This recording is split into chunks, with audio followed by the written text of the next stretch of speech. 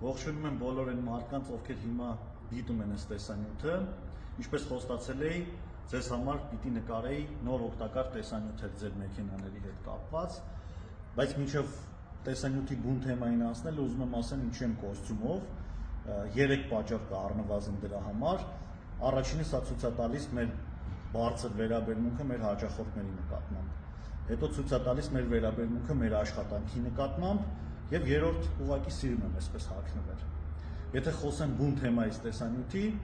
ապա հաճախ լինում է, որ ձեր մեքենան 12 վոլտ մարտոցի լիցքը նստում է և դուք չեք կարողանում մեքենան խոտ տալ և ուզում եմ ցույց տալ մի հեշտ տարբերակ, որով հնարավոր է մեքենան նորից լիցքը վերականգնել։ Toyota-ի մեր ինժեներները նախագծել են, որ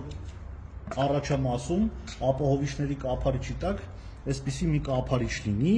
որի տակ պլյուսավոր կլեման կարելի է միացնել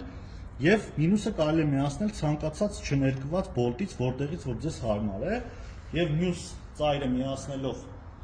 լիցքավորման աղբյուրին մեքենայի աշխատանքը վերականգնել։ Դրա համար նաև ունենք այլընտրանքային տարբերակ, եթե ձեր մոտ վերեմիշկա չկա, ձեր հիբրիդ մեքենաների օգտագործված մարտոցներից այսպիսի լիցքավորիչներ ենք